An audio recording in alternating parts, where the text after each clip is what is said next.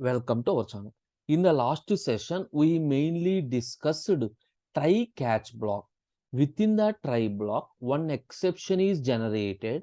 That generated exception is handled by one catch block. Now we have a scenario. Within a try block, there may be a chance of different types of exceptions.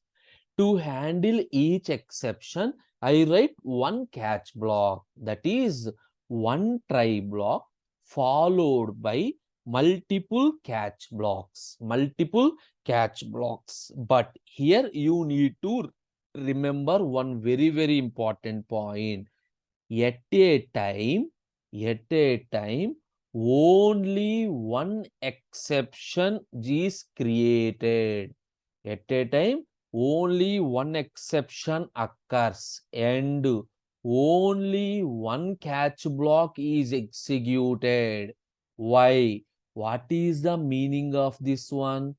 Even though your try block consists of 2 or 3 exceptions, whenever the first exception is generated, immediately it raises an exception object and thrown to the corresponding catch block, and the remaining are not executed.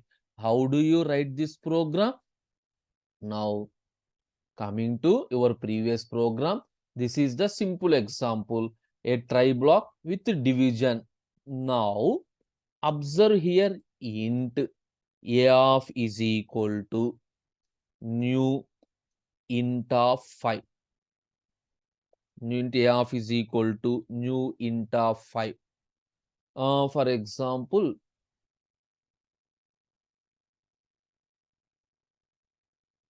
system dot out. Sorry, a is not allowed. ARR. Why? A is already used as a variable name. System dot out dot println ARR of sum2. So, okay, no problem. Now, write down one more thing. String sum s is equal to null. System dot out dot println. Simply, I am calculating some length of a string. Now, observe here what happened. Within the try block, I written this one. So, this is related to arithmetic exception. Related to arithmetic exception. Now, create one array. Suppose that is related to array exception. String initially value is equal to null, but I want to do some operation. Now, what I am doing?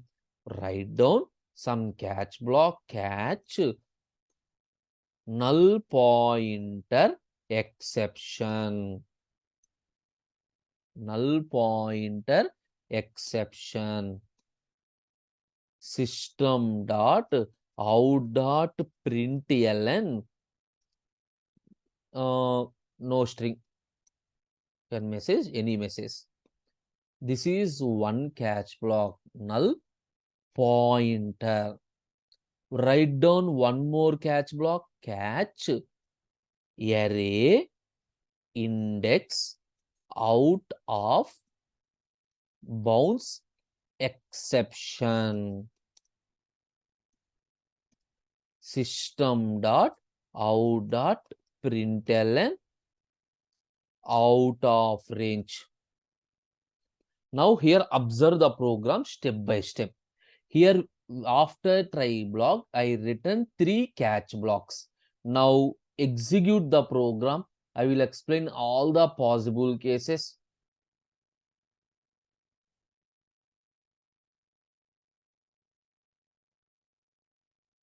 First, you need to enter a value.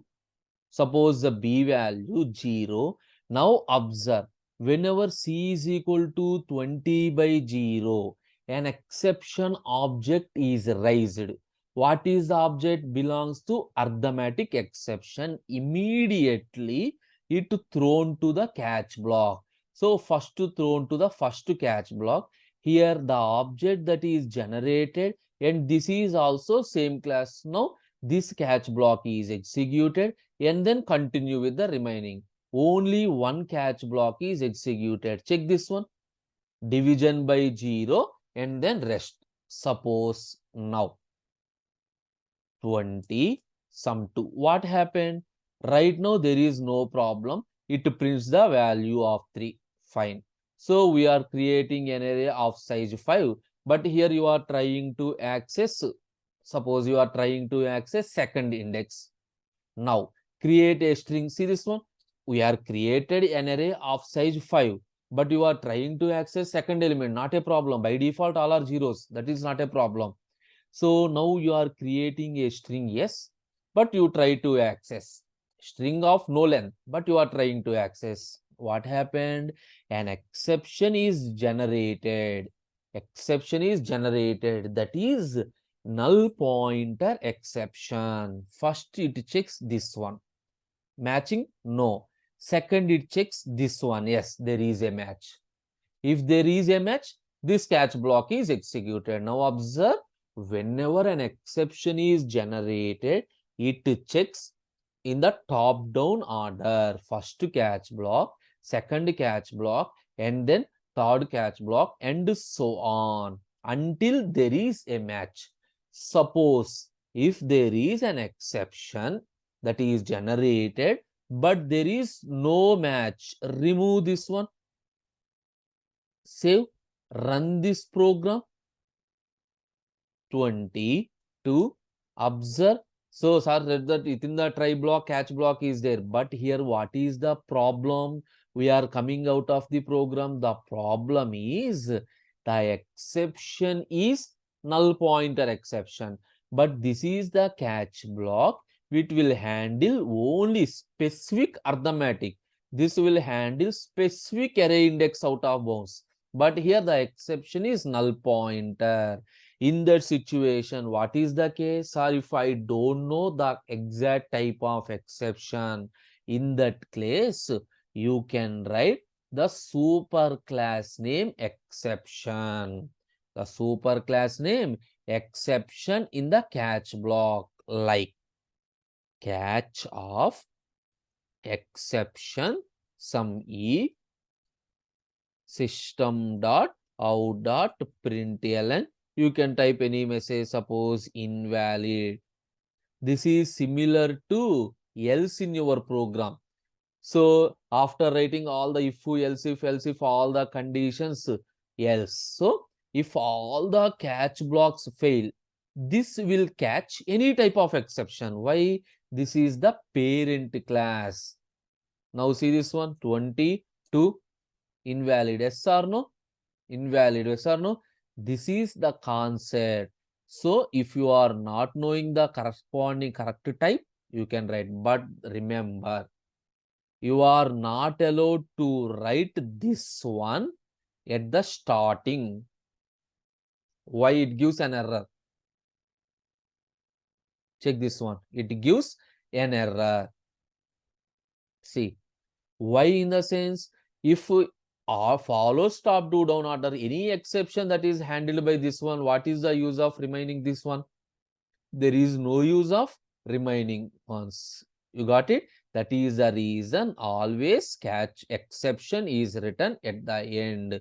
Now this point is clear. Only one exception is occurred and only one catch block is executed.